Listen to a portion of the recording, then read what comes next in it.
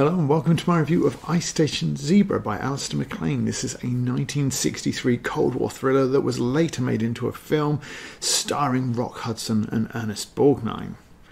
MI6 agent Dr. Carpenter bullies his way onto the USS Dolphin, a nuclear-powered submarine, and sets off for the North Pole. A British weather station, reportedly a front for a new missile defence system, has broadcast an SOS.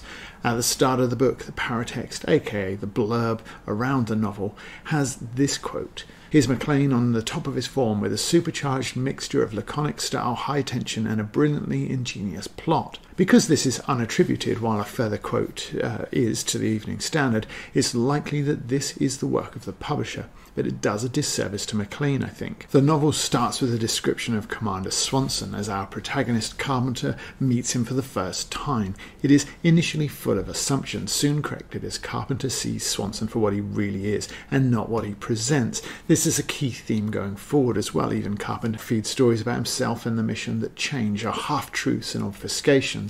Nothing here is quite what it seems, even down to the indestructible submarine itself, at once compared to a predator. The massive coning tower reared over 20 feet above the deck, for all the world like the great dorsal fin of some monstrous shark. Yet here comes nature to throw shade across that power and Carpenter himself. I tried to see what lay further aft, but the fog and the thickening snow swelling down from the north of Loch Long defeated me. The strength of nature's victory over man and machine here foreshadows the struggles to come, both on the Arctic ice and beneath it. It reinforces the seed sown in that initial description of Swanson, that nobody has a full conception of what is happening.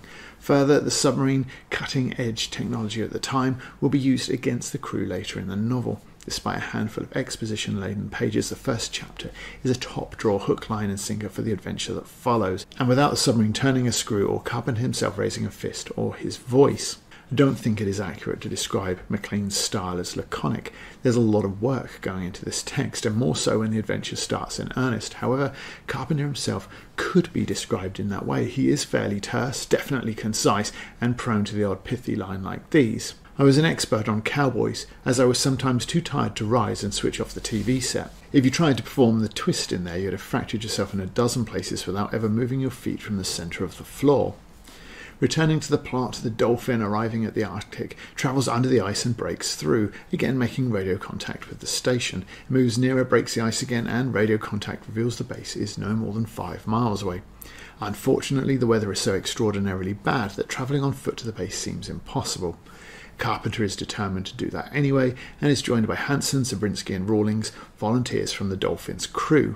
Describing the weather here over such an extended scene gets a teeny bit repetitive, and MacLean leans heavily on the triadic list. It was a landscape, if such a bleak, barren and featureless desolation could be called a landscape, from another and ancient world, weird and strange and oddly frightening. This rigid and hammocked ice cap had a strange quality of elusiveness, of impermanence, of evanescence.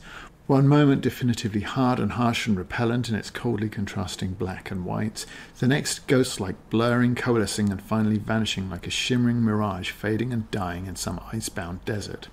Result of a ground-level ice storm that rose and swelled and subsided. They survive the trek, Zabriskie nursing a broken ankle, and they reach the ice station where they find some 11 of the 18 occupants are still alive. The others have perished in a blaze that has ravaged the camp and left the frostbitten and frozen survivors barely alive. The radio set used to send the SOS is now without power. The last message received from the Dolphin says that the sub was going to submerge due to shifting ice.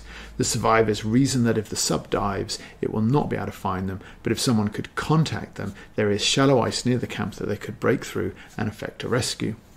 Carpenter and Hansen race back, this time with the snow and wind at the backs, and are just about dead when they find the sub. Swanson, captain of the sub, uses a torpedo to break through the ice beside the camp, and the survivors are moved onto the submarine with 2 exceptions who are too ill to move. Meanwhile, Carpenter continues his investigation, half confiding in Swanson.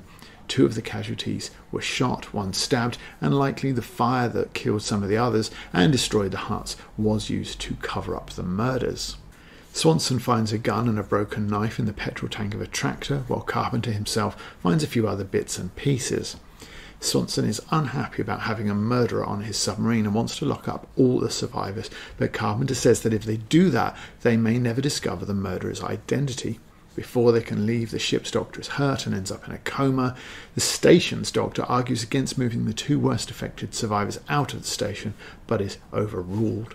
The sub loads everyone on board and goes back under the ice.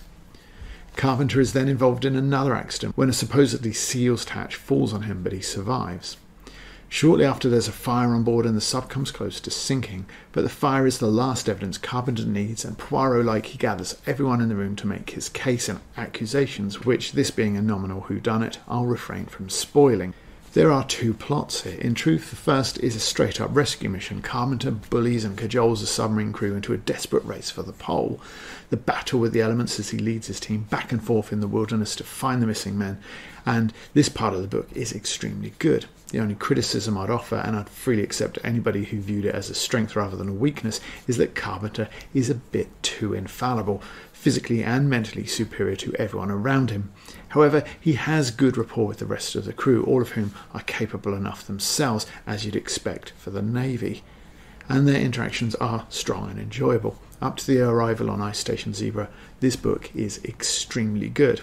The second plot begins with the rescue of the crewmen and the discovery of the murders in the camp. The whodunit aspect is so far short of Agatha Christie levels that it's hard to consider it much above mediocre. In fact, one of the Brian Daley Han Solo books, possibly Han Solo's Revenge, has a similar Killer Among Us plot that is resolved by Solo laying a trap for the killer that reveals his identity. Here, Carpenter draws everyone into the accusing parlour in a very Poirot-esque scene, but MacLean has neglected to include much in the way of red herrings and clues, and certainly anything that would differentiate between the suspects. The highlight and the bulk of the writing in this phase of the book is actually devoted to saving the ship from the fire, which, to be fair, is great. It just belongs in the first part of the book. Again, Carpenter offers us a laconic comment on the situation. A pity they had no submarines in the Middle Ages, I thought. The sight of that little lot down there would have given Dante an extra fillip when he started in on his Inferno. Though perhaps if MacLean was truly embracing the iconic, would this not fit the bill better? If they'd had submarines in the Middle Ages, what I saw would have given Dante a head start on his Inferno. This is later in the same scene when the submariners are fighting the fire in the engine room. Dark and spectral figures in a dark and spectral and swirling world, lurching and staggering around like zombies in some half-forgotten nightmare, swaying and stumbling and falling to the deck or down into the bilges, now deep covered in great snowdrifts of carbon dioxide foam and huge smoking blackened chunks of torn-off lagging. Men on the rack, men in the last stages of exhaustion. Laconic? Not really. The length of the scene, though, and the fact that it only reveals a clue to the killer's identity when Carpenter says it does later on, both suggest that MacLean didn't really want to write a whodunit. He wanted to write a submarine thriller, and he did, a really good one, but the murder mystery is an unnecessary motivation for Carpenter, who'd indulge in heroics anyway, and the rescue itself would have been a more than suitable and powerful finale. However, the intrigue is handled fairly well, and because it affects characters already embedded in a rip-roaring and engaging rescue, it feels like a decent sequel rather than a continuation of the adventure, a bit like following up The Dark Knight with The Batman. What you do get, though, is undeniably valuable for money, a top-quality boys' own adventure in faraway environments, a cast of a half-dozen or so competent men who know their business and how to go about it. In the 60s, amidst the tension of the Cold War, those aspects of the story would have worked a bit better, as with the novelty lent by the newness of the technology and the incredible feats of travelling beneath the ice pack.